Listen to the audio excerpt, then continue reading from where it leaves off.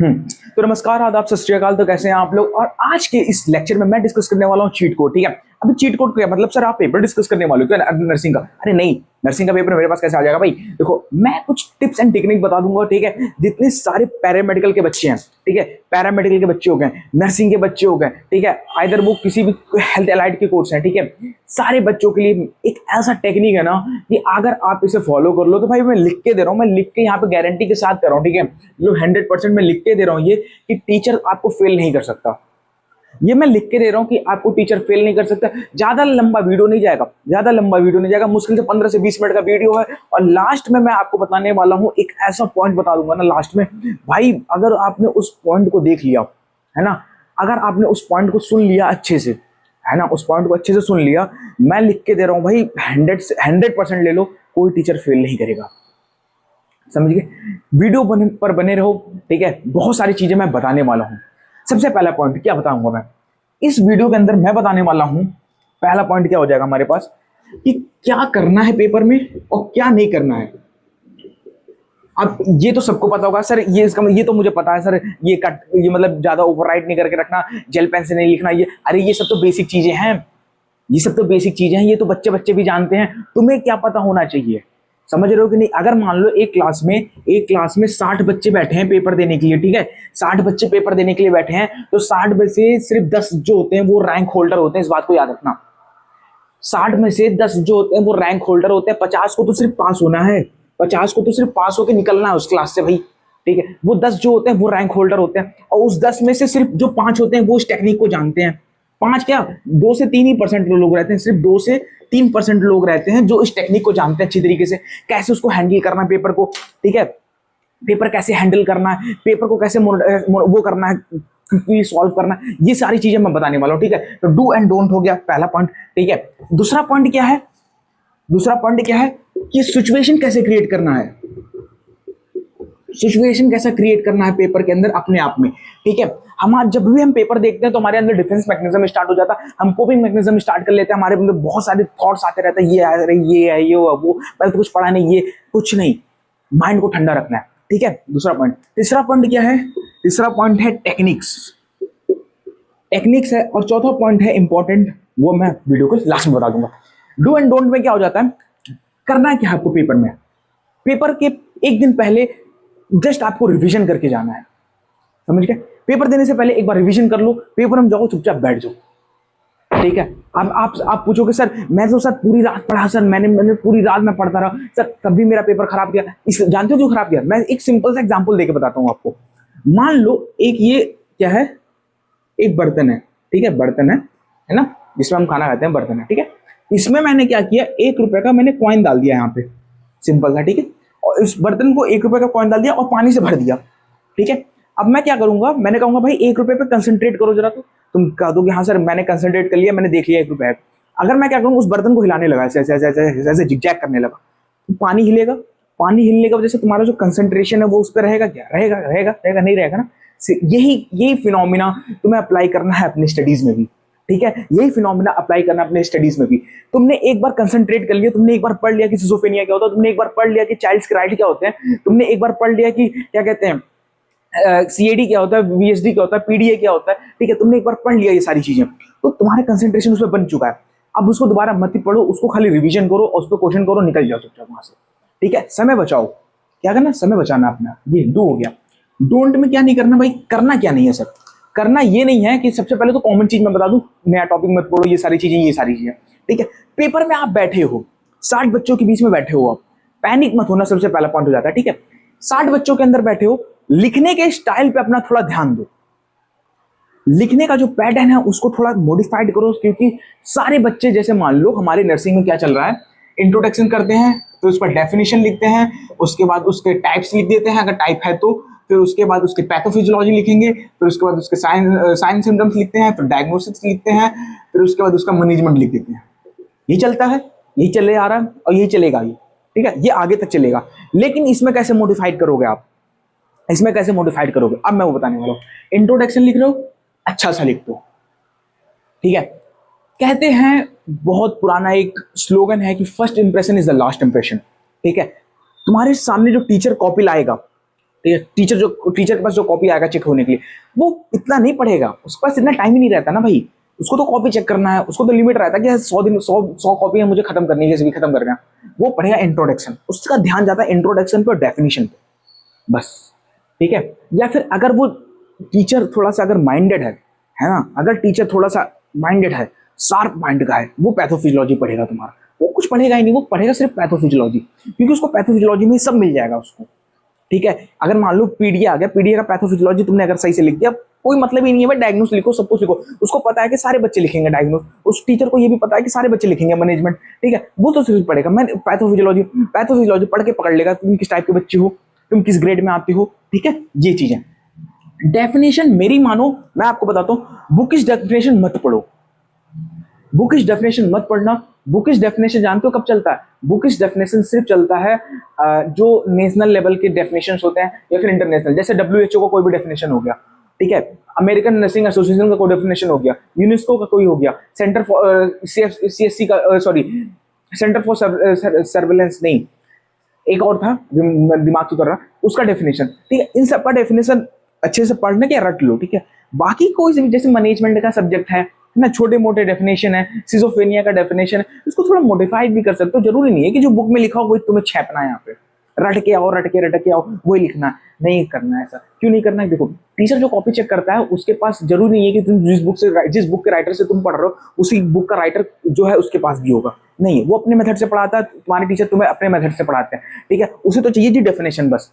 ठीक है, मैनेजमेंट क्या होता है? मैनेजमेंट मतलब मैनेज करना किसी भी लोग को, किसी भी कंट्रोल। लीडरशिप क्या होता है? लीडरशिप जो होता है वो सॉरी, मैनेजमेंट क्या होता है? मैनेजमेंट जो होता है वो लीडिंग लीडर होता है, कंट्रोलर। मैनेजमेंट क्या होता है? मैनेजमेंट एक सिस्टम होता है जो कि लीड करता है किसे, प्लानिंग को, इम्प्लीमेंटेशन को, इवैल्यूएशन को, ये सबको लीड करता है। ठीक है, लीडरशिप क्या होता है? क्वालिटी होता है जो कि लीड करता है, ठीक है, कंट्रोल करता है वो चीजों को, ये सारी चीजें। ठीक है, इसको मॉडिफाइड करो थोड़ा और इसको लिख लो डेफिनेशन में। टाइप्स वगैरह देख लेना। ठीक है, साइन सिम्टम्स कॉमन होते हैं भाई, कंजटाइनल के साइन सिम्टम्स सबके कॉमन मिलेंगे तुम्हें। ठीक है, थोड़ा 2-3 ऊपर नीचे होगा। ठीक है, जैसे तुम्हारा रेमेटिक डिसीज में 4 साइन सिम्टम्स देखने को मिलता है, एसडी में, पीडीए टेट्रालॉजी और फैलेट में बूट शेप मिलता है देखने को, हार्ट। ठीक है, तो ये सारी चीजें थोड़ा अप डाउन होती हैं, बाकी सब चेंज मिलेंगी। ठीक है, तो डू एंड डोंट हो गया। सिचुएशन क्रिएट, कभी भी पेपर में जाने से पहले पैनिक मत होना, आराम से जाना, चिल माइंड होके, और एक बार घर वालों से बात कर लेना। पेपर देने से पहले एक बार घर वालों से बात कर लेना, माइंड रिलैक्स हो जाता है। ठीक है, टेक्निक बताऊंगा कौन कौन से टेक्निक होते हैं, पैनिक नहीं होना। ठीक है, दूसरा टेक्निक होता है डेफिनेशन आ गया। ठीक है, आप याद रखना 5 नंबर का पेपर है, तो ये नहीं कि 2-3 लाइन लिख के आओ, भर के लिखना है। ठीक है, अच्छे से लिखना, भर के लिखना। ठीक है, भर भर के लिखना है। अब भर भर के मतलब क्या, कहानी लिख दो सर उसमें? अरे नहीं, ऐसे नहीं लिखना सर। पैराग्राफ लिख दो क्या? अरे ऐसे भी नहीं लिखना भाई, पॉइंट्स बना के लिखना, पॉइंट्स बना के लिखना। समझ रहे हो कि नहीं? उसके कैसे लिखना है, जैसे मान लो उसका डेफिनेशन आ गया, तो मैं कोई क्वेश्चन नहीं आता उसके बारे में बता दूं। डेफिनेशन लिख लिया, हाँ जी लिख लिया, उसका इंट्रोडक्शन लिख लिया, हाँ जी लिख लिया, फिर उसको क्या करना, उसका ऑब्जेक्टिव्स लिख दो। सर मुझे तो ऑब्जेक्टिव पता नहीं, अरे 5-6 कॉमन ऑब्जेक्टिव्स पढ़ लो भाई, वो कर लो। उसके प्रिंसिपल पढ़ लो, कॉमन प्रिंसिपल्स पढ़ लो। ठीक है, वो लिख दो। उसके एडवांटेज लिख दो, एडवांटेज लिख दिया। और बताओ सर, एडवांटेज तो मैंने लिख दिया सर, ऑब्जेक्टिव लिख दिया, प्रिंसिपल लिख दिया, एडवांटेज लिख दिया, और उसका कुछ कॉम्प्लिकेशंस भी लिख दो ना भाई, लिख दो कॉम्प्लिकेशन। उसके कॉम्प्लिकेशन, सर उसमें कॉम्प्लिकेशन तो आता नहीं, अगर मत लिखना, सिंपल से बनता है ना। अगर कॉम्प्लिकेशन आता, कॉम्प्लिकेशन लिख दो। और सर और क्या लिखूं सर, जल्दी बता दो। अब देखो, कॉम्प्लिकेशन लिख लिया, फिर उसके बाद रोल ऑफ नर्स लिख दो, रोल ऑफ नर्स। ठीक है, टीचर का मन भी नहीं है ना, अगर 5 नंबर का क्वेश्चन टीचर का मन भी नहीं है तो 2 नंबर तो देके जाएगा, है ना। तुम्हें कुछ नहीं आता, कहानी बनाना से अच्छा, ये सारी चीजें लिख दो भाई, पॉइंट बना बना के बोल्ड में, है ना। कुछ नहीं, मन भी नहीं है, उसका मन उदास है, यार क्या ही देना इन बच्चों को, क्या ही देना इन नंबर, 2 नंबर देके जाएगा। समझ गए कि नहीं? हमें तो नंबर उठाना है वहां से। ठीक है, हमारा गोल क्या है, पेपर से नंबर उठाना है। ठीक है, सामने वाला जो टीचर तुम्हारी कॉपी चेक कर रहा है, जरूरी नहीं है कि उसका माइंड कैसा है, हमें उसके माइंड से खेलना है, बस याद रखना, टीचर के दिमाग से खेलना है। ठीक है, दिमाग यूज करो अपना और टीचर के दिमाग से खेलो। ठीक है, टीचर कैसा भी है, रूड है, कुछ भी है, उसके दिमाग से खेल लोगे, आराम से कर लोगे, निकाल लोगे वहां से तुम। याद रखना चीजों को। इंपॉर्टेंट पॉइंट क्या है जो कि मैं कहा था वीडियो के लास्ट में बताऊंगा, वो है इंपॉर्टेंट पॉइंट 2। पहला इंपॉर्टेंट पॉइंट है क्या, कि टीचर के दिमाग से खेलना, जो तो हो गया, है ना। पहला इंपॉर्टेंट पॉइंट क्या है? पहला इंपॉर्टेंट पॉइंट ये है, याद रखना, पेपर दे रहे हो अपना 6 महीने का जो तुम्हारा हार्डवर्क है ना, तुमने थोड़ा सा भी पढ़ा होगा, कहीं भी तो पढ़ा होगा, वो सब उसमें अप्लाई कर दो। टाइम मैनेज करके चलना है, टाइम मैनेज करके बहुत जरूरी है, टाइम मैनेज कर लेना। क्योंकि देखो तुम्हारे पास प्रीवियस ईयर पेपर होगा, प्रीवियस ईयर पेपर उठा के देखो, लॉन्ग कितने नंबर का आता, शॉर्ट कितने नंबर का आता। लॉन्ग के लिए तुम्हारे पास अप्रॉक्स 3 घंटे हैं पेपर देने के लिए, तो तुम ये डिसाइड कर लो कि लॉन्ग के लिए मुझे इतना टाइम देना, आधा घंटा, आधे घंटे से ज्यादा नहीं देना, मुझे आधे घंटे के अंदर अंदर ही उस पेपर को खत्म करना है। ठीक है, ये सारी चीजें होती हैं। फिर उसके बाद शॉर्ट वाले क्वेश्चन है, उसको मुझे ज्यादा से ज्यादा 15 मिनट देना है, या 10 से 15 मिनट देना, मैक्सिमम 15 मिनट, उससे ज्यादा नहीं दूंगा मैं। ठीक है, ऐसे सेट कर लो। ठीक है, पेपर थोड़ा अच्छे से लिखो। ठीक है, लाइन वगैरह खींचो, कोई फेल नहीं कर सकता तुम्हें। मैं लिख के दे रहा हूँ भाई, 100% लिख दिया, यहाँ पे कोई फेल नहीं कर सकता तुम्हें। एटलीस्ट पासिंग नंबर तो वो दे के ही जाएगा। ठीक है, अगर तुमने लिखा है तो सिंपल सा फंडा। ठीक है, और ये सारी टेक्निक्स मैं यूज करता हूँ। ठीक है, क्योंकि ये सारे टेक्निक्स टीचरों ने बताया है मुझे। पहला पॉइंट, जो टीचर कॉपी चेक करते हैं उन्होंने बताया है ना। वो टीचर जो कॉपी चेक करते हैं उनको क्या चाहिए, है ना। वो टीचर जो कॉपी चेक कर रहा, मान लो एक क्लास का कॉपी गया, ठीक है, जिसमें 60 बच्चे बैठे हैं, तो 50 तो ऐसे बैठे हैं जो बस पास होना चाहते हैं, या फिर थोड़ा सा नंबर आ जाता है उनका, है ना। 50 बच्चे तो ऐसे होते हैं। तो वो जब टीचर 50 बच्चों का कॉपी चेक करेगा तो उसका मूड जो था वो इरिटेट होगा, यार यही तो है, यही कॉमन लिख रहे हैं, कॉमन लिख रहे हैं, कॉमन। जब उसके पास 10 बच्चों की वो अलग कॉपियां आएंगी जिसमें वो कुछ नया लिखेंगे, है ना, जिसमें वो कुछ अच्छी चीजें लिखेंगे, तब वो दिमाग उसका चलेगा टीचर का, अरे ऐसा भी है, अरे अच्छा ऐसा करना है हमें, अरे इन बच्चों ने तो ऐसा लिखा। तो वो टीचर इस पे खुश होगा, वो टीचर इस पे अच्छा दिमाग, मतलब अच्छा इंप्रेशन उस पे जाएगा। ठीक है, तो वही कहते हैं first impression is the last impression, याद रखना हमेशा।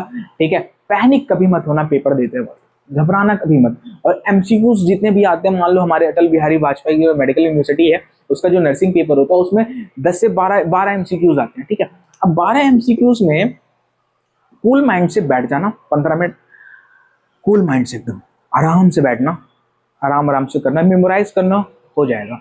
एक आध गलत होते हैं, देखो क्या कहते हैं, एमसीक्यू सबसे गलत होता है। ठीक है, ये पांचों उंगली बराबर नहीं, अप डाउन है मतलब। ठीक है, तो सब कोई नहीं है, हरीशन वो नहीं है, ज्ञानी बाबा नहीं बैठे यहाँ पे। ठीक है, तो गलत तो होता ही है, लेकिन इतना भी गलत नहीं होता। अप्रोक्सीमेटली 8 9 10 तो सब सारे बच्चे कर लेते हैं। ठीक है, तो इतना डरने वाली बात नहीं है इसमें फिलहाल। और इसके बाद मैं आपको बताने वाला हूँ क्या, कि वो क्या कहते हैं, वाइवा के बारे में। ठीक है, वाइवा के बारे में मैं इस पे एक और वीडियो बनाऊंगा, अगर आप लोग का कमेंट आता है तो। ठीक है, तब तक के लिए जय हिंद जय भारत, और पढ़ते रहिए। और मैं बता दूंगा 6th सेमेस्टर का जो पेपर है नर्सिंग का, है ना, 6th सेमेस्टर का जो नर्सिंग का पेपर है अटल बिहारी यूपी में, वो है 13 15 और 17 को है। ठीक है, चाइल्ड का है, मेंटल का है और मैनेजमेंट का है। तो घबराना बिल्कुल भी नहीं है। चाइल्ड आराम है, आसान, सॉरी आराम दे रहा हूँ, आसान सब्जेक्ट है, आराम से कर लोगे। ठीक है, मेंटल भी थोड़ा, मेंटल में क्या है ना, मेंटल में बताता हूँ मैं, मेंटल में क्या डेफिनेशन थोड़ा ध्यान देना उस पर। ठीक है, मेंटल में क्या डेफिनेशन पे थोड़ा ध्यान दे देना। ड्रग्स वगैरह तुम पढ़ लोगे, चैप्टर उसमें क्या कहते हैं, चैप्टर यूनिट 5 में पढ़ लोगे, ट्रीटमेंट एंड मोडालिटीज में सारे ड्रग्स लिखे हुए हैं वहाँ पे। ठीक है, ईसीटी क्या होता है, एंटी एंग्जाइटी ड्रग्स होता है, एंटी डिप्रेशन क्या होता है, एंटी पायरेट, एंटी साइकेट्रिक क्या होता है, साइकेट्रिक एंटी साइकेट्रिक क्या होता है। ठीक है, सारे लिखे हुए हैं, चिंता मत करो, उसको पढ़ लो। अगर तुमने उसे पढ़ लिया, सारे तुम्हारे समझ लो एक तरीके से हो गए मैनेजमेंट में सब। ठीक है, और रोल ऑफ नर्स और क्या कहते हैं, नर्सिंग डायग्नोस 4 5 अच्छे से पढ़ लो, जो कॉमन कॉमन होते हैं। जैसे तुम्हारा चाइल्ड में कौन सा कॉमन है, चाइल्ड में सर सबसे पहले जो कॉमन है हमारे पास, risk of growth and development सबसे कॉमन है, डिस्टर्ब स्लीप पैटर्न दूसरा कॉमन है, तीसरा impaired growth and impaired growth, नहीं ये तो हो गया था, और क्या था, इम्पेयर्ड फिजिकल मोबिलिटी। हाँ, impaired physical mobility, risk of infection, 4 तो मैंने ही बता दिया खड़े खड़े हैं, 3 ही तो लिखना होता है उसमें, आराम से लिखते जाओ, क्या दिक्कत है। मेंटल का बताऊं, नर्सिंग डायग्नोसिस कॉमन कॉमन, हाँ जी सर बता दो। देखो पहला होगा इम्पेयर्ड सोशल इंटरेक्शन, किसी में भी कोई भी डिसीज है, कोई भी कुछ भी है, इम्पेयर्ड सोशल इंटरेक्शन होगा भाई। एचडी में सोशल कम्युनिकेशन खत्म हो जाता है, एडीएचडी में सोशल कम्युनिकेशन खत्म हो जाता है, तुम्हारा सिजोफ्रेनिया में सोशल कम्युनिकेशन खत्म हो जाता है, एंग्जाइटी में सोशल कम्युनिकेशन खत्म हो जाता है, डिप्रेशन में सोशल कम्युनिकेशन खत्म हो जाता है उसका, इम्पेयर्ड सोशल कम्युनिकेशन। ठीक है, पहला पॉइंट हो जाता है। Disturb thought process, thought process तुम सिजोफ्रेनिया में लगा सकते हो। ठीक है, फिर उसके बाद ineffective coping mechanism, risk of fatigue, fatigue लगा सकते हो, थकान, कुछ भी करेगा वो थका रहेगा। ठीक है, फिर उसके बाद हम लगा सकते हैं risk of self directed knowledge deficit, ये 4 5 पॉइंट कॉमन। ठीक है, तो ऐसे ही वीडियोस के लिए लाइक एंड सब्सक्राइब कर देना। बहुत जल्दी मैं वो लाने वाला हूँ वाइवा के ऊपर एक वीडियो। ठीक है, तब तक के लिए जय हिंद जय भारत।